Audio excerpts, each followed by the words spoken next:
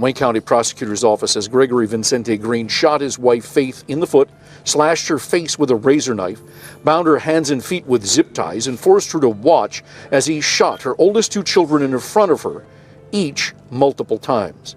I'm convinced that you will be incarcerated for the remainder of your life. Thank you! Hold on. In 1991, a man named Gregory Green murdered his wife. Her name was Tanya Clayton Green, and she was pregnant. He was convicted, sent to prison. Justice, it seemed, had been served. But here's where this story takes a turn that will make your blood run cold. After 16 years behind bars, Gregory Green walked free. We learn how Gregory Green, the man charged with murdering his 4 children, earned his parole. Good to have you with us for Local 4 News at 6. 2 weeks to the day after the quadruple Dearborn Heights murders, and the surprises just keep on coming. Well, listen to this, Devin. Gregory Green earned his parole 8 years ago, and the help came from the now grieving grandfather. Rod Maloney joins us now. He's got this part of the story. You've been on this from the start. And can you tell us more about this new and stunning revelation? Well, yes, it turns out that Gregory Green, the man who's charged with murdering the 4 children, had a good relationship with his future father-in-law because he was also his pastor. And his father-in-law had gone to bat for him to get him out of prison on his first murder. Paroled in 2008, and not long after his release, he met a woman named Faith Harris. She was the daughter of a pastor who had actually supported Green's parole. Faith believed in redemption. She believed people could change. She believed in second chances at S.O. She married him. For years, they built a life together in Dearborn Heights, Michigan. Faith Green unexpectedly appeared in court today in a wheelchair, a puzzling question all along what and whether she knew about her husband's murderous past. Faith's ex and father of her 2 oldest children, Chadney Allen Sr., told Local 4 News the day after the carnage, I didn't know any of that, and I'm surprised. I'm so shocked. I'm wondering, did she know about it? You know, how could she not know about it and be involved with someone like that? She had 2 kids with the guy. Well, it turns out Faith and her family knew well Green served 16 years in state prison for stabbing his pregnant wife to death in 1996. MDOC documents chronicling Green's repeated attempts at parole show Faith's father, Apostle Fred Harris, seen here at the funeral, back to the camera and the gray hair, not only knew Green, but visited him in prison and even wrote support letters. In an August 2005 letter to the parole board, he said, quote, Gregory and I were friends before his mishap, and he was incarcerated. I feel he has paid for his unfortunate lack of self-control and the damage he has caused as much as possible and is sorry. This will not restore the lives that were taken. He will carry that with him for the rest of his life. Then the next year he wrote, quote, while interacting with Gregory, I have noticed a great deal of growth and his understanding has matured quite a bit, end quote. Meantime, Michigan Attorney General Bill Schuette is deeply concerned only 2 parole board members approved Green's 2008 parole. We'll look at it. I'm sure there are a lot of interested people looking into this, and I'll be one of those. Usually it takes 3 people to sign off on a parole, but the first 2 had actually voted the same way, which means it was an automatic win in that particular case as it pertains to just that parole. So they'll be taking a look at that. But it should be pointed out here that the father-in-law, Fred, was the pastor, and it was part of his ministry to try and help out people in prison. And when he got out in 2008, Gregory Green, when he got out, it was 2 years later that he married Fred's daughter.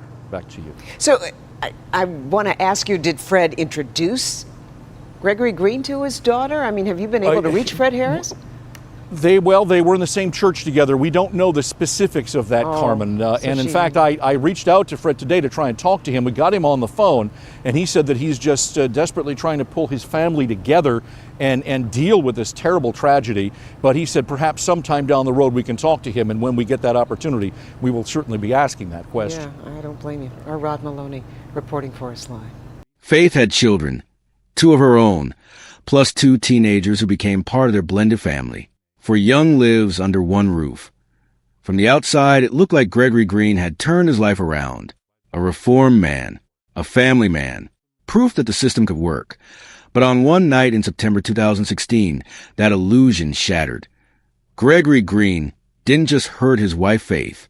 He bound her, he tortured her, and then while she was helpless.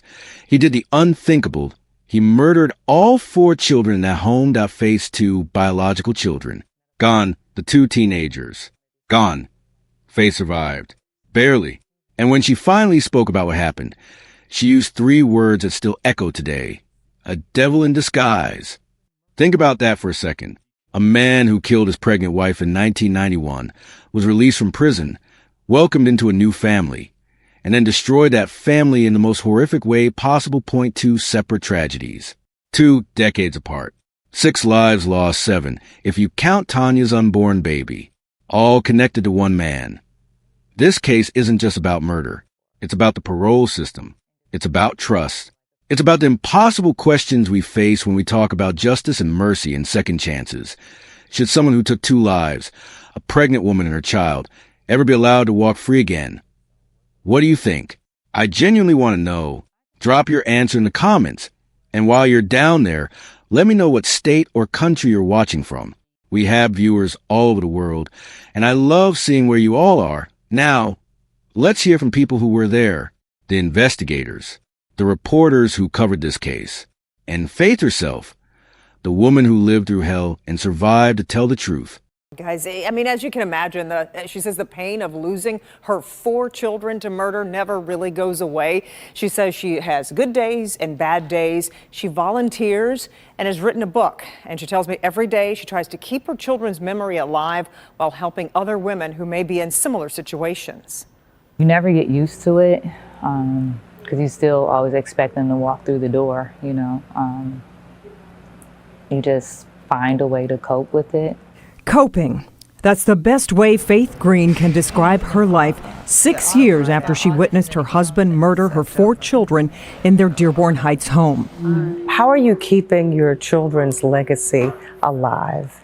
I'm working on something in honor of my son, Chadney. He graduated from Specs Howard, so I was so proud of him for that, for digital media arts, and then he was just starting his business, so I want to do something with his artwork.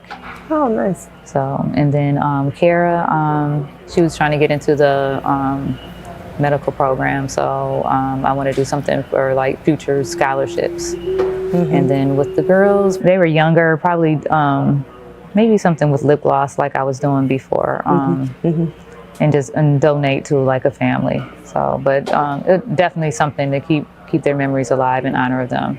Would you say that there were red flags that you ignored, and if so, what were some of those?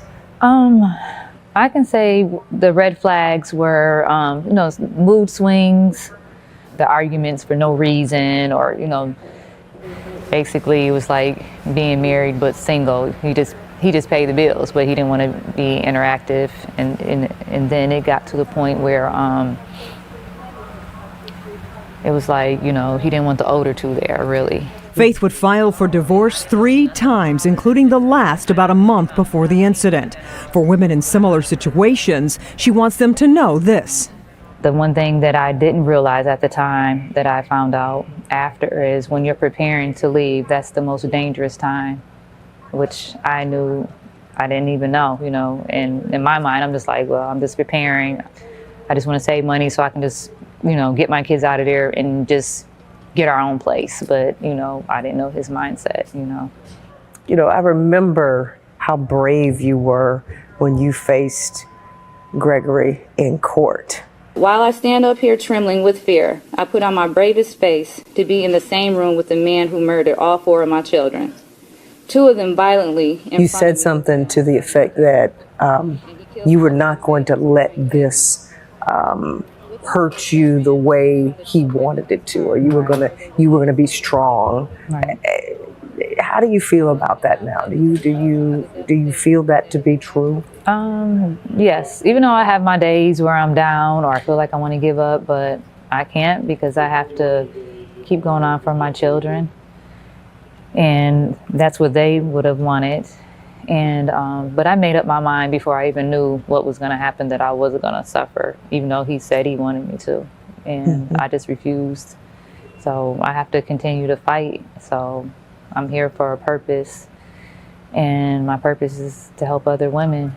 So I have to do that. You know, I didn't want it this way, but, Yeah. you know, Yeah. that's what I'm going to do. A paternal aunt and one from April Mannion.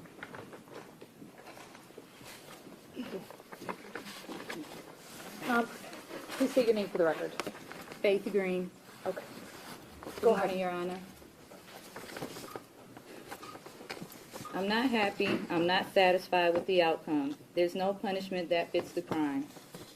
Not even torture and death would be justice. Your justice will come when you burn in hell for all eternity for murdering 4 innocent children, all because you're insecure as a man.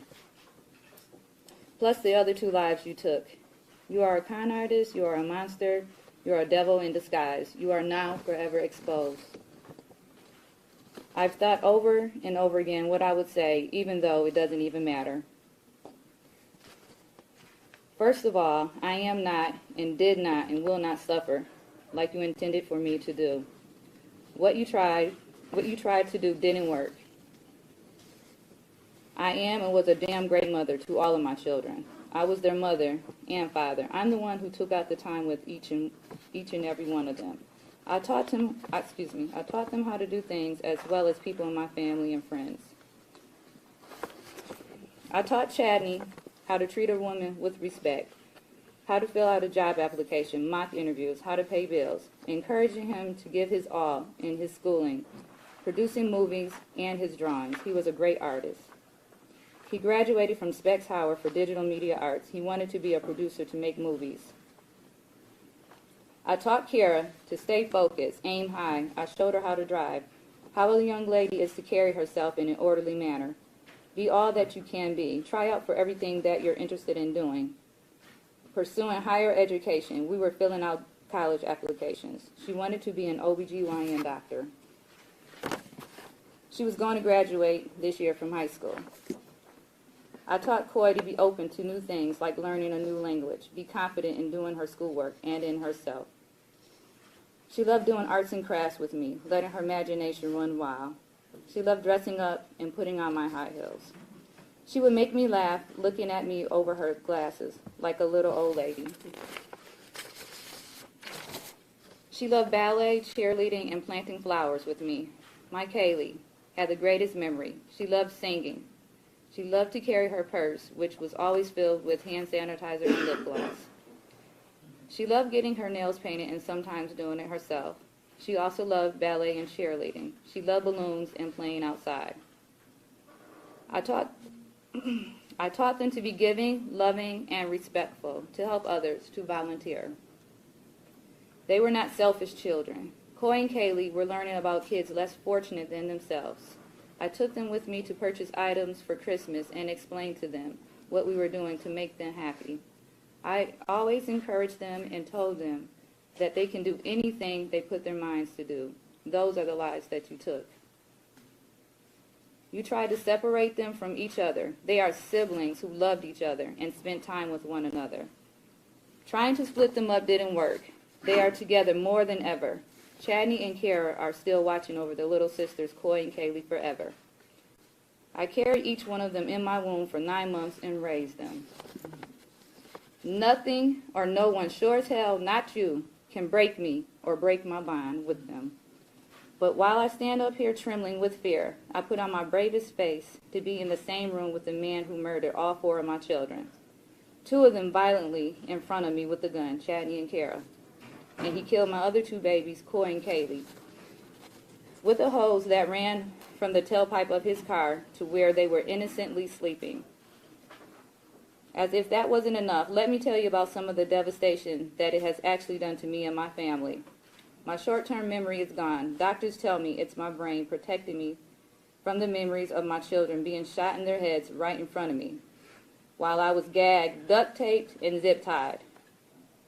Every time I find strength to get out of bed, as soon as I walk, I'm in extreme pain, sharp pain, from where he shot me in my foot. They don't know if I'll ever walk again without pain. Think about that for a second. Never being able to walk without pain.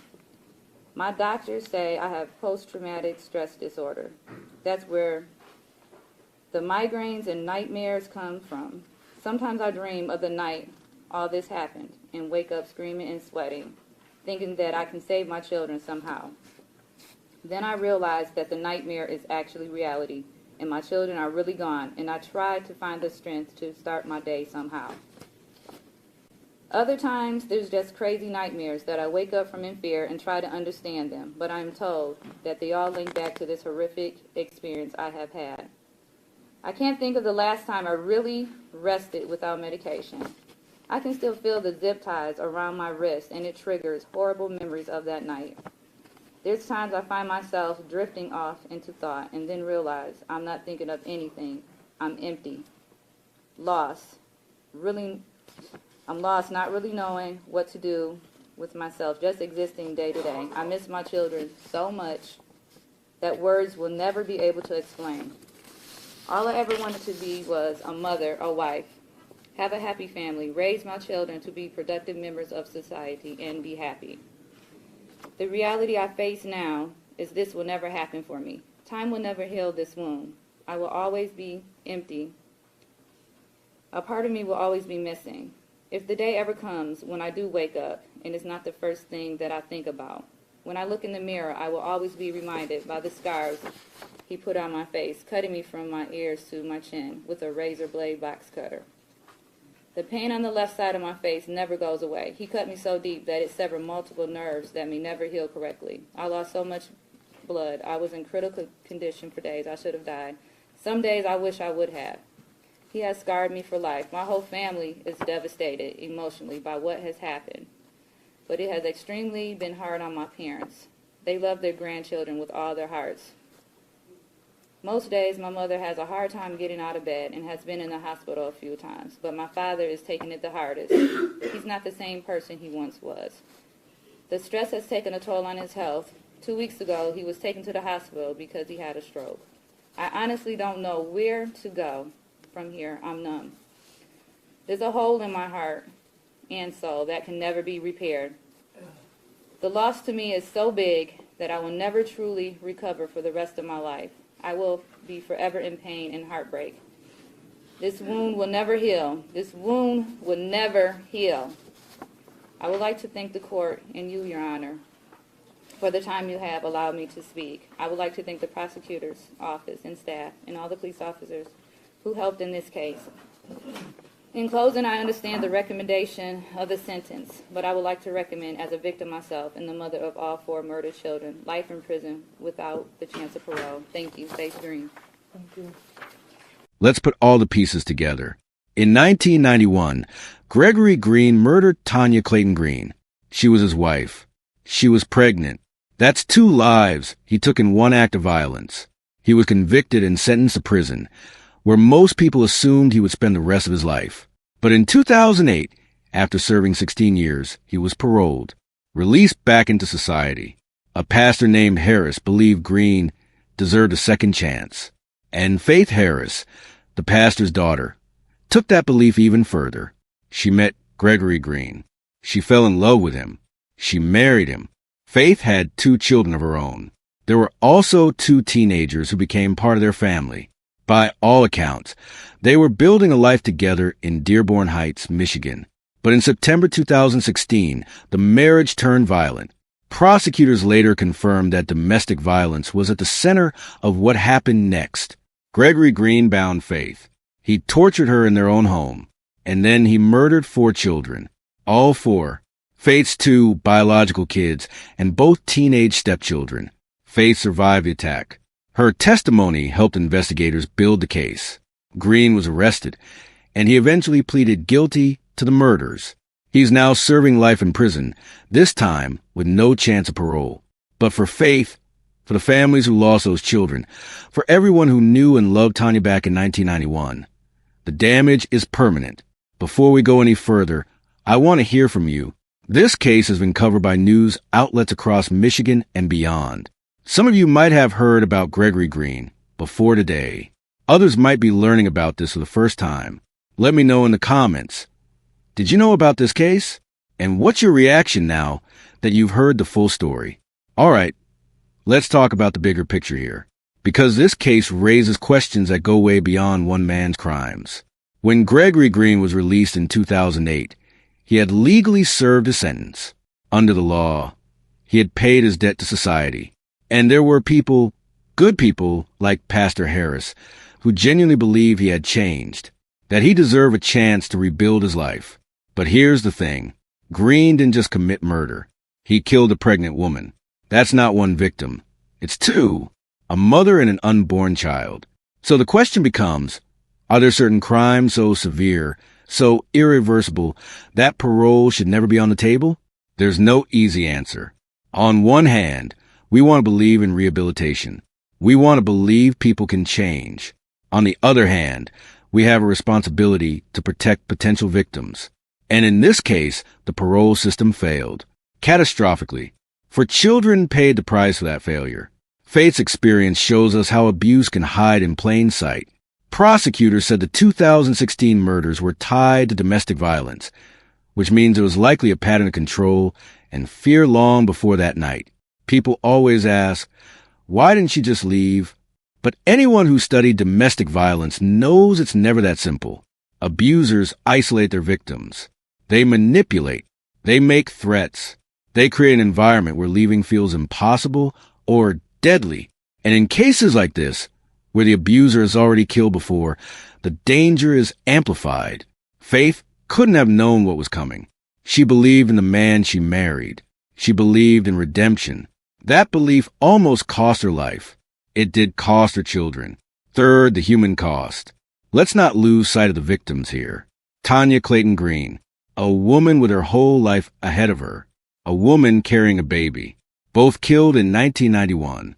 For children murdered in 2016. Each one had dreams. Each one had people who loved them.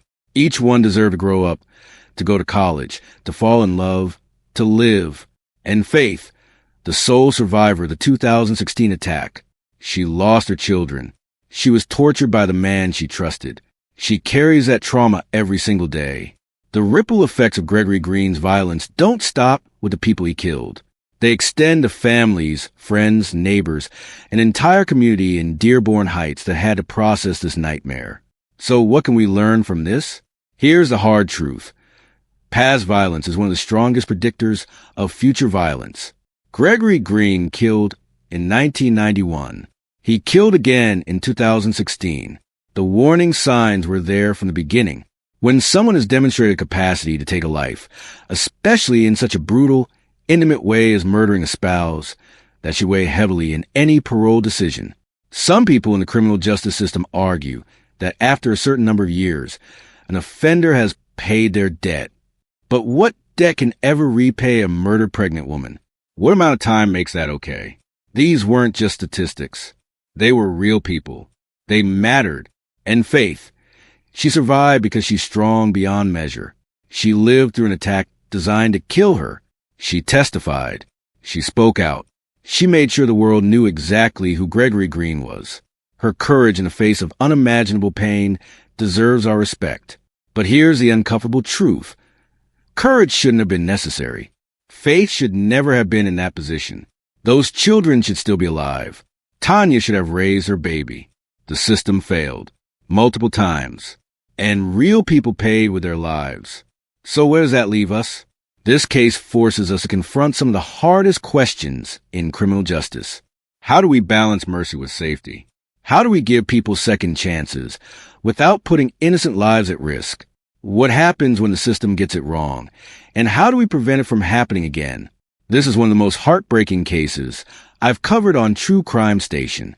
And if you believe these victim stories need to be told, if you believe we need to keep shining a light on cases like this, then hit that like button and subscribe to this channel. We're not here to sensationalize tragedy. We're here to honor victims, to learn from what went wrong, and to demand better from the systems that are supposed to protect us. What case should we investigate next? Drop your suggestions in the comments. Your voice shapes this channel, and I read every single comment. Gregory Green destroyed 2 families across 2 decades. 6 lives lost, 7 if you count Tanya's unborn child. 1 survivor, left to carry the weight of it all. We tell these stories because the victims deserve to be remembered. because the truth matters, and because if we don't learn from these tragedies, they'll keep happening.